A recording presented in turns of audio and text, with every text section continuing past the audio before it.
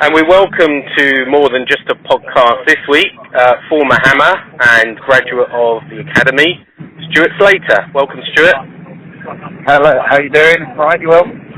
Yeah, very well. I looked you up, see how many goals you scored. Now I did this with Julian Dix last week, and I was completely wrong. So let's see how I do. Adding your different appearances up in all competitions, I worked it out as 157 appearances in a West Ham shirt and a total of 18 goals. Does that sound about right? Possibly right. Maybe a few more cup games I think might have been involved, but yeah, I'm not sure off our hands. Maybe 170 to 200. I'm not sure, but okay. Yeah, right, the goals sound okay. Good. So you joined the West Ham Academy as an apprentice in 1986. I'm been told at the height of one of our best seasons. I remember it very well, and I was going along to those games. Who else was in that class of '86 that made it through as a professional? Obviously, Paul Ince was a year above me. Obviously, it was the last year of the apprenticeships, and I came in the first year, and Paul Ince was the second year. We were very unfortunate. We only had 7 boys in the 2 age groups that was taking part in the youth team. So we were really down. So it was only me and Paul Ince that really came through at the time. There was Simon Livett that maybe made a couple of appearances, but apart from that, most of my mates drifted off and played non-league and then drifted out the game. Yeah, okay. Well, you're very lucky then. So you made you made your debut against Southampton of all people in 1988, 2 years later, I think it's remembered where you had a clash of heads in the first minute. What memories do you have of that game? Yeah, as I said, I wasn't really. I played in a few pre-season games, and I wasn't sure whether I was going to be starting. And then obviously we travelled down to Southampton on a day, and then obviously John had a team meeting, and I was playing. So it was quite unexpected, really. So we've gone down the old dell and obviously warmed up, and then obviously I knew who I was playing against. It was an old player that I used to watch, Russell Osman, at Ipswich Town. You know, I was splitting between Ipswich and West Ham, watching them when I was a young boy coming up, and I knew exactly what I was going to get from him.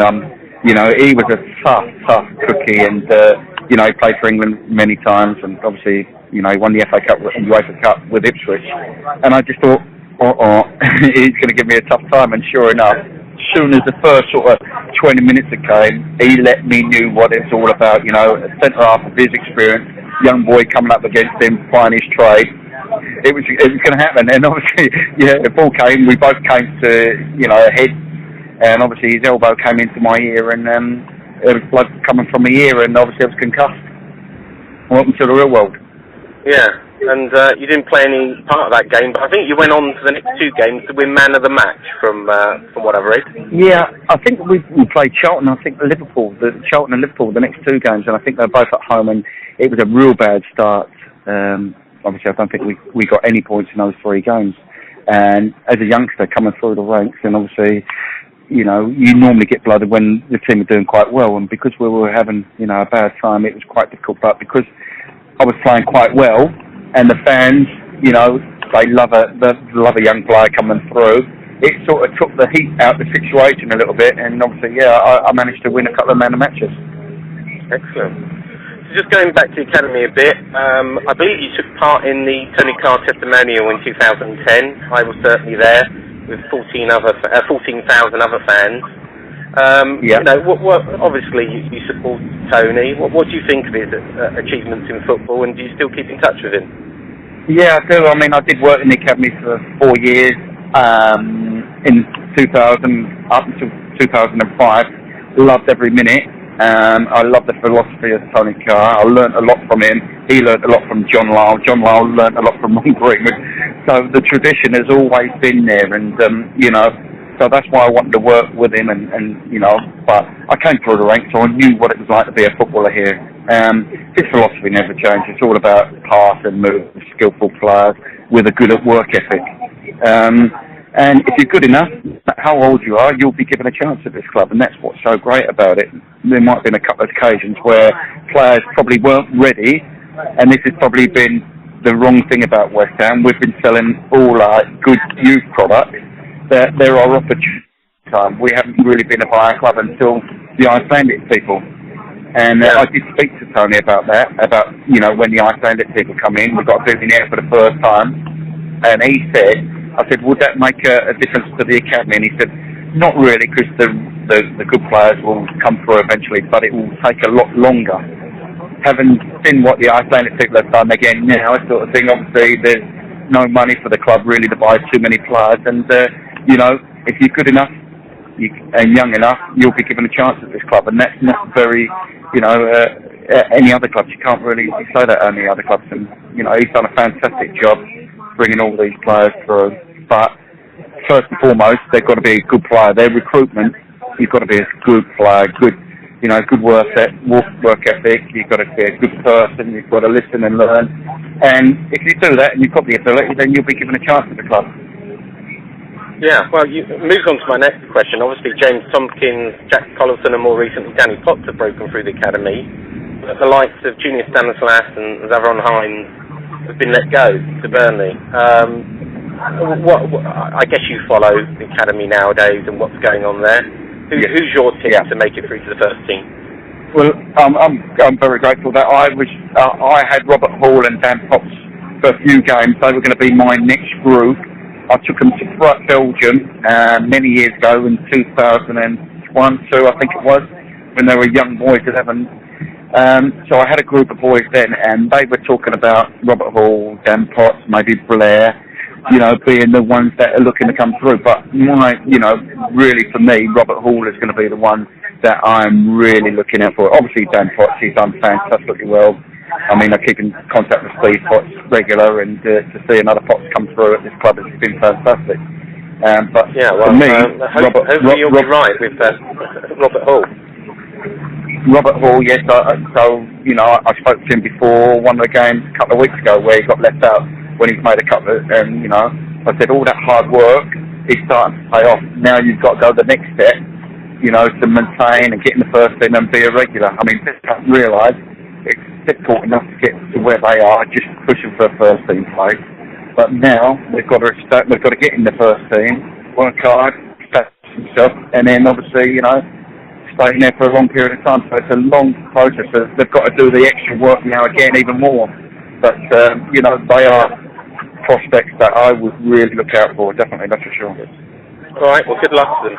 So moving on a little bit of your career, I read your website. You described the highlight of your career when you scored the winning goal in a 2-1 victory against Everton in the 6th round of the 1991 FA Cup, where I think you reached the semi-final. What made that game so special? I think Everton were the top team. They'd won a couple of league titles. They were a big team in the 80s. Harold Kendall, so they were up there with Liverpool, and so they were competing in every competition. And we were a league below them, and it was a quarter-final, and Sky were there on a Monday night, and it was just the start of Sky where they came. And it was the only game on in the quarter-final, and it was such a big sort of giant. It was like Blackpool beating Manchester United, and when the FA Cup was still prestigious. I mean, I think it's lost its prestige now because of the European Championship League and the Premier League. But in 21 years ago, it was still a very privileged competition to play in. And, it was a full house, 28,000, I think it was, maybe 30,000. And we just performed so well. We passed the ball well. The atmosphere was fantastic. And for me to score the winning goal, my highlight, that was my highlight, and obviously in the papers the next couple of days, it was all funny things about Stuart Slater. Harold Kendall said, I'm going to be a next £1 million player, maybe £3 million player. So, I did play well that day, and I was sharp and I was quick, and, scoring the winning goal helped. Yeah, excellent. We're very glad for it. You go on from there on your website to describe the saddest moment of your football career, leaving West Ham, when you left to join Celtic in 1992 for 1.5 million.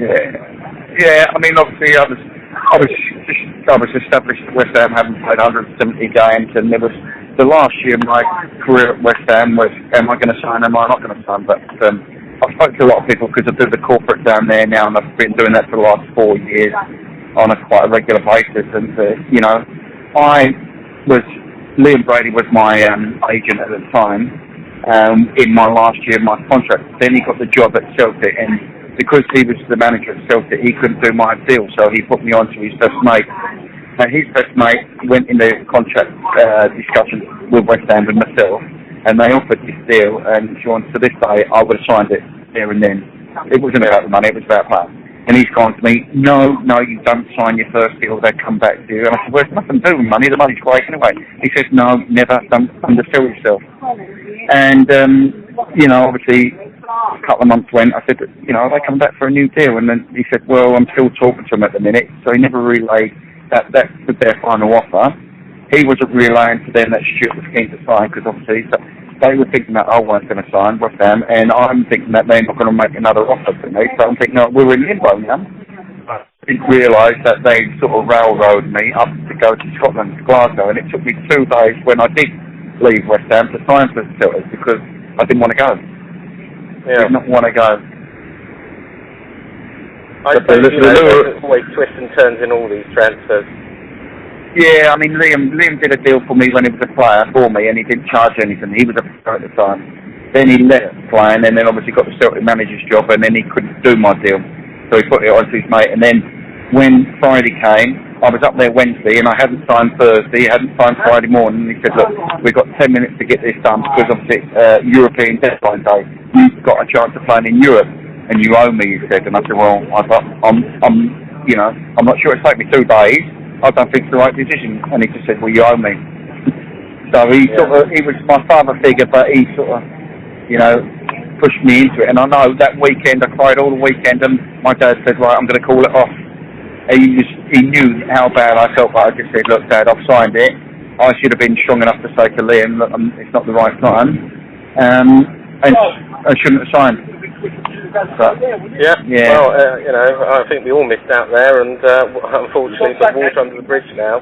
Well, we know twists and turns of the current transfer window. Any targets you would fancy coming to West Ham in the last sort of day or two? Well, I'd like to see a little bit more creativity. I mean, obviously, I know that we're after the Rangers forward, but I think we need to.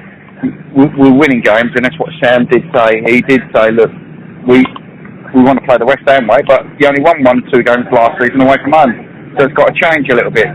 And we all know the riches of the Premier League. We all want to be there, and obviously, if it's got to be a certain way this year, which work hard, be hard to beat. Obviously, get goals from restarts and corner kicks and all that until the inside to play that West Ham. Then we'll suffer that, but we need to get promoted. But I do feel that we still need somebody to be a creator or a goal scorer. But they come at a price. So, you were often described as a pacey winger, Whittingham or maybe... we need somebody to unlock the door. I mean, obviously, we need maybe, I used to say, a ball carrier. Steve Clark, I remember saying it. Steve Clark at West Ham, when Keeney and Zola were there, they were looking for a ball carrier to just be a little bit different. Just go by a couple of players, and then obviously get the crosses into the forwards. Or, because you need all ingredients. You need a passer, you need a worker that wins the ball and gives it to the players, you need somebody that, is going to be a bit of a presence, and you need, people that can go by, that inventiveness in the final third. And I feel that's where we're lacking. But we're last few days of the transfer window. We're recording this on the Monday, but we'll go out on the Wednesday, so we know by then. But Matty Taylor's coming back. You never know; he can unlock some stuff, and we'll see where we are on Wednesday. One of the other things I did on my research is that you're known for your keeper. And I read an article on Knees Up Mother Brown claiming your personal best was 11,000. I can't imagine that. Right. And 160 in a minute, which is rather impressive. Yeah. And you were planning to do a keep-up challenge from Chadwell Heath to Bowland last year. I was, It hasn't because, I'm not going to knock the club, but they weren't in a position to give me permission to go around on, obviously on a match day. I mean, because that's where I wanted to do it for Richard House. We wanted to go from Chadwell Heath to Upton Park, keep the ball up, and if I'd have dropped it, I'd have go back to start. But we had a few meetings, and I just sort of got palmed off, really. I mean, I tried to get through to Karen Brady, and I got her personal secretary all the time, her PA, and she was just saying, well, you know, you're just like any other person that wants to have some sort of a charity association with the club. You're going to have to, you know, wait your turn. And I just thought, you know, I'm trying to put something back. I've been with the club 20 years now, you know, as a schoolboy, apprentice, first team player, come back as a academy coach, and now I'm doing the corporate, you know, for 20 years. I don't want nothing from it. That's what I said. I don't want anything from it. All I want to do is raise so much money. And a couple of people high up in the club said we don't do charities, and obviously they do, but they just didn't want to get involved. So I was very disappointed. What we can do to lobby for you there, Stuart. I sit on the West Ham advisory board and get to meet some of the top people, and we know a number of other people who have got very good contacts. So we can start a campaign to get you permission. I've built the contacts back up with Mr. Gold, David Gold. I speak to him regularly, and there will be. I mean, I think, you know, obviously West Ham were in a precarious situation 2 years ago when they brought the club in financial ruin. Really could have been. Obviously now they've gone for the Olympic Stadium last year. Now that's knocked back. Now their priority is to get Premier League status, because obviously, you know, if we don't get that, then we could come unstuck financially. So I know there's a lot of issues at the club at the minute. So I might try again at the end of the year, or you know, end of the season. We go, you know, I'm sure we'd all like to see you there. Yeah. Anyway, let's move up to modern times. So, what do you think of the West Ham season so far? We're top of the league as it stands. Where do you think we'll finish at the end of it? Well, you'd like to think that you're going to be in the top two. You know, I have seen probably 6-7 home games, and you know, we haven't been convincing at home, but we've been winning, so that's a good sign. You know, obviously, I think we might need those one or two additions to get us through. But you've only got to lose a couple of games, and the pack is catching up. You know, there's a big pack in that third, fourth, fifth, and so the momentum, you've got to keep nicking results and get results. It's going to be a tough one on Tuesday, tough one on Saturday. They're all tough. So you know, I'm hoping that, I know with Sam's experience, big Sam's experience, he knows what he wants. He knows what he's doing. You know, it would be nice to go up as champions, or you know, number two. But it is a priority, and I think you've got the best man for the job there to take the pressure off the players. He can take the pressure. He knows what he's doing. You know, I will be surprised if we didn't go up. You know, automatic. Be very surprised. So it's not been convincing, some of the results. Yeah, I mean, a lot of people make things and seem to wind up Sam talking about the West Ham way, and he's often said, you know, West Ham haven't played the West Ham way for a long time, or if the West Ham way passing 4 times and falling over or losing games, then he's not, you know, a bit tongue-in-cheek. Do you see the West Ham way is important to get promotion to the Premiership? Well, it is going to be hard. I mean, you would like to combine both. You'd like to see a little bit of West Ham way and a little bit of winning football. That is that would be a purist. That would be the West Ham fans would like that, but you know, we have played the West Ham way a lot, and we've just won cups, a couple of cups, 2 or 3 cups. I mean, football has changed in the aspect of the money involved in the game now, and you know, when you're in that championship, it's about winning football, I think. Yeah. You know, if you know that you're going to stay in the championship for a long time, then you can maybe play the West Ham way. Everyone wants to get out of the way, but you'll get so far. You'll get, you know, maybe in the top 6 in playoffs. If you have a little bit of steel and a little bit of effort, and it goes against my principles as well, because I would like to entertain. I'd love to entertain. But we all want to be in that Premier League, and you know, so if you could combine the two, that would be great. But that, you know, that doesn't happen. So sometimes you think, would you rather get promoted this year and play in the Premier League, and then start trying to adapt the West Ham way a little bit and try and stay in the Premier League for next year? I mean, I think we'll all go for that, for the sake of, you know, not so good football this year. But if we don't go up, then you've had a year where, you know, the football's been pretty poor, really, compared to the West Ham way. But, you know, as I said to you before, Big Sam is the one that will know how to get the best out of his players. He'll know what players he'll need, and I'm sure and confident enough that he will succeed in the job. Good. I mean, it's a strange one that there's many players that used to play for West Ham that play for lots of other clubs, and I'm thinking, Tony Cottee, Julian Dick, Paolo Di Canio, but there seems to be something about West Ham that they often, when they finish their playing career, they come back and they're a passionate fan of West Ham. You put yourself in the same place? Yeah, definitely. I wish said there's not many players that have, like they say about Ernie Gregory, what an absolute legend he was. Condolences to his family, but that's what West Ham's all about. When a 50-year, one guy spent here for 50 years. Now, when you spend over 10 years, you get affinity for the club. I mean, the supporters are fantastic. It's got a great tradition of playing football, and I think you just buy into that. You just get gelled into that, and no matter wherever you go. I went to other clubs. It's just not the same way. It was just such a way of playing, and it has changed obviously slightly the last few years. But you get brought into that, and you get drawn into that. And I've done 20 years. I would say I am an absolute West Ham fan through and through, without a doubt. And give me a job there, and I'll take it tomorrow, sort of thing. And that's what I said to David Gold last time. I said I'd play for nothing. Listening, he's aware of that. Julian Dick said the same. He said he was crawling on his hands and knees when we spoke to him last week. So how often do you get to West Ham games? You said I get to most of it. I'll probably get to 10 home games when I'm working, 10 home games of the season. So it's nice to go back and see people. But going back to that, when you come through the ranks, when you've been at the club for, from 11 to, there's not many players that have come through the ranks and done quite well, and obviously come back and generate money for the club. I mean, normally, and you buy into it. You think, hang on a minute, Tony Cottee, myself, Kevin Keane, obviously Rio, Joe Cole, Glenn Johnson, and Carrick. We've come through the ranks and cost the club nothing, and we've generated a lot of money for the club.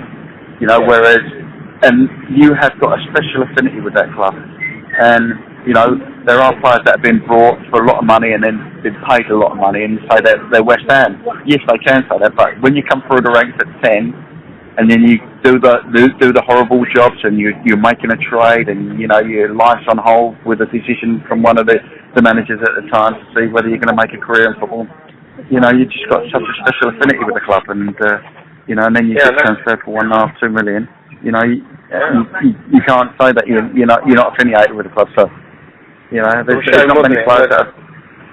Tony Carr's testimonial, wasn't it? And so many of the academy boys turned out for Tony and showed that they were still prepared for the West Ham shirt. Yeah, so, I mean it's great for the fans, but obviously 40 years being at the club nearly, I would have loved to seen a full house for him. Full house. I mean, fantastic, 15,000 people there. But for somebody 40 years of his career and bringing, I don't know, 50 to 100 million pounds worth of talent, he should have got a full house, really, full house in my eyes. Well, I know he got an MBE, maybe Sir Tony Carr next. Sorry? Maybe he got an MBE, didn't he, from the Queen? Maybe Sir. Yes, he did. Yes. Moving on, I think you were runner-up, weren't you, on the Hammer of the Year in 1990? I think you were picked by Julian Dick, as we said last week. Yes. So on the performance of the season so far, who would you like to see get the Hammer of the Year this year? Well, I think Mark Noble's always been consistent, hasn't he? I mean, he's a West Ham boy through and through. He's taken some crucial penalties at the time, and he's a strong character. I mean, he knows the club inside out, like we all, and he knows what's expected from the fans. And I think his performance has been always at a certain level. Tom, any of the homegrown boys again, once again. They know what it's like. They play for the shirt, and they know how important it is for the club. So, those two at the minute for me, have done really well. Good. So, a couple more questions before we wrap up. I think I read somewhere I don't know if you still are, Director of Football and PE teacher for King's Langley School. What are you up to at the moment? What are your projects? Yeah, I've just moved jobs. We've got we've got a football opportunities in Chelmsford. I work with a good friend of mine, Kurt Game. We're on the bus now, but we've got some funding from the government. These boys that have not made it, just fell at the final post. They're giving them a couple of years where we've got funding where we have them 23 hours a week, and they train and we play on a Wednesday. Normally we've got this game today because obviously it's been called off, and we have a day with them where we've got to make them coaches to get our funding, some level 1 and level 2 coaches. So we're trying to put something back. We're trying to identify some talent that's not sort of maybe been lost, and we're trying to get them back in non-league, maybe lower league, or coaches in the community. That's what we're trying to do, and it's an enjoyable experience. But we're on the lookout for next season in May, June to get some more boys, start a recruit, and they get paid as well. So excellent. Is there a website you can give a plug? Yeah, it's Chelmsford City website. Yeah, Chelmsford City website apprentices. Yeah, so if they want to be, obviously not academy, but obviously they want to pursue a career in football or coaching, and half decent, they just go to Chelmsford City Football website and look under the apprenticeships, under the apprentices, and then they'll find us there. Excellent. Okay, well, this is a question you've been waiting for. Obviously, last year, we know you joined Twitter under Slater Tweet, and there was a hashtag campaign called #SlaterYes by Team Repulse, where you said you would agree to trek to the North Pole for charity if you got over 200 Slater Yes replies. We covered it on the podcast, and certainly Team Repulse said you've got several thousand. So the big question: are you 7,000? As I said, I've been going to this gym. The guy that runs this gym is a membership manager, and he served, and he wouldn't like me saying it, he served in the Royal Marines in the SBS, and his story is fantastic, that alone, and we've become very good friends with him and my friend Kirk here, and we see him every day at the gym. We take our boys down the gym, and he was just saying they got blown up, him and his mate got blown up 2 years ago. He got a military cross for it, military cross. But in Afghanistan they got, so he had to come out the services, and his mate lost limbs, and he was in a coma for 6 weeks. So they wanted to do something about it. He hurt his shoulder, and he's only just getting back to normal. But that's why he took the membership managers.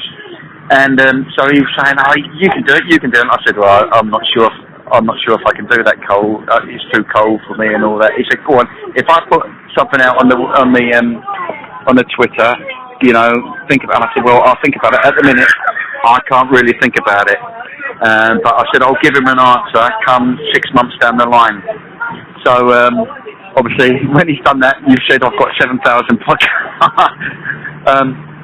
If someone offered $250,000 and we got $250,000 to do it, because he's got some sponsorship, I would definitely do it. I would say now I would definitely do it, but obviously it's out there. But it's for the Help the Heroes. This guy's got an amazing story as it is. He might need somebody that's ex-player that might boost that sort of thing. Not that I will boost too much, but there might be somebody out there. He was a former soldier himself, 14 years, and the SBS got blown up. His mate lost limbs, and they want to raise money for the Help the Heroes, and so I very said, worthwhile cause, I hope you do, that the exhibition goes ahead, and maybe you can be part of it. We will follow that. Yeah, I will make my decision in the next few months, 4 to 6 months. They're going training soon in in Norway, where it's -17 at the minute. But obviously, if anyone could, because every tweet that they get. Team Repulse, they are going to get sponsored by a bank, and they'll get £1 for every tweet. So what do we have to do? We have to hashtag Team Repulse, do we? Yes. Or is it everyone has to. Yes, I think it's the tweet. It's just the tweeting. Yeah, I'm just getting used to this tweeting at the minute. Obviously, yeah. So if everybody tweets Team Repulse, and they've got to follow them. But obviously, they get £1. Yeah, we'll make sure after the interview we'll explain that. Right, last question. Okay, be very patient with us. Well, obviously, we're recording this on the Monday. It's going out on the Wednesday. Tomorrow we're playing one of your old teams, Ipswich. So, what's your prediction? Well, I'm looking forward to it. I'm going to Ipswich for the first time. I'm going to go to the game there tomorrow. I've been at Chelmsford now, and they're having a difficult period as well themselves. They're playing well. I spoke to one of my former teammates there, Simon Milton, who does a lot of commercial work down there, and he says they are playing so well, Ipswich. It's probably the best side that they've had for a few years. But for 5 minutes, 10 minutes in a game, they lack concentration, and everything's going against them. They concede a goal, then they'll miss an easy chance. I know, and they said their position is false. So I think we've got to be on our game, West Ham, and we've got to be on our game, and we've got to do what we've been doing, work hard, obviously, and be organised, which I'm sure Sam will. And it will be a tough game, but I'm expecting West Ham to win. That's for sure. Yes. Well, thank you for your time, okay, Stuart. Maybe we're going to have you back when you decide to go to the North Pole. But that was Stuart Slater, former West Ham, for More Than Just a Podcast. Thanks, Stuart. Bye. No problem. Thank you. Thanks a lot.